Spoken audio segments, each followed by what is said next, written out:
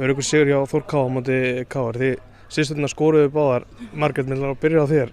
Prófaði stöngina og slána fyrst. Væntanlega sæt tilfinning að skora. Já, það var mjög gott að ná pottunum inn. Ekki alveg nú að finna netið kannski í sumar. Eftir að við byrjuðum í deildinni. Elska því líka. Þannig já, það var mjög góð tilfinning að ná loksins að pottunum inn. Það vandi bara fer alltaf þetta núna. Hvernig var markið þitt, Amalía? Þetta var... Þær vildi nú fá rángstæðu á þetta? Já, þetta var rángstæða en ég er eiginlega ósammála því. Þetta var bara... Já, var þetta? Nei, ég meina þetta var ekki rángstæða en... Já, þetta var bara gott í liðinu og það var bara komið tími til að skora hjá mér og ég bara sammálaði Möggu þannig að vonandi fer þetta bara að koma í sumar og skora meira. Hvernig var að spila hann leika móti KR? Það var svona smá, veit ekki, smá sérstakt, þú veist. Við kannski, þú veist, einhvern veginn erum sterkari aðalinn en svona kannski til að byrja með ekki alveg að dominera jafn mikið á mér finnst að við eigum að gera í þessum leik.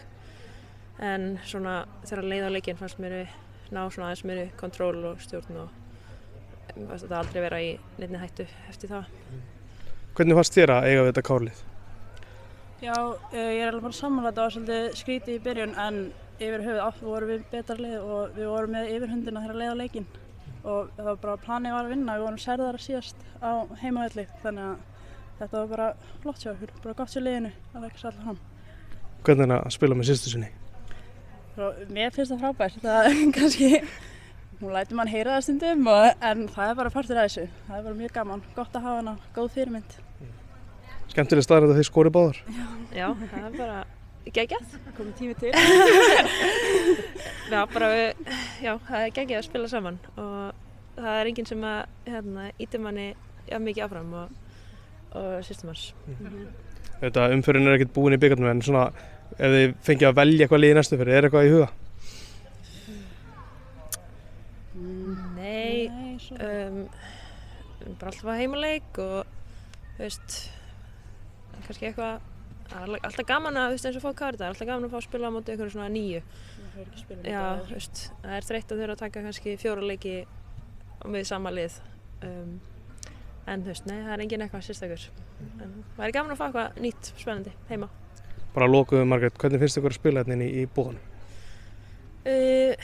Bara, þú veist, það er alltaf kjöraðstæður hérna inni. Mér finnst grasið fínt. Það er alltaf logn og það er alltaf gott veður og mætingin mætti vera betri og já, þú veist, við getum æft alltaf hérna, en það er geggjað og þetta er bara, já, okkar heima öllur. Engin söknuður að vera úti? Nei, ekki út á grasinu, sko, eða þú veist, en við erum mjög spenntar að fara þegar nýju völlurinn kemur, það verður geggjað. Takk fyrir þetta, til að mikið. Takk.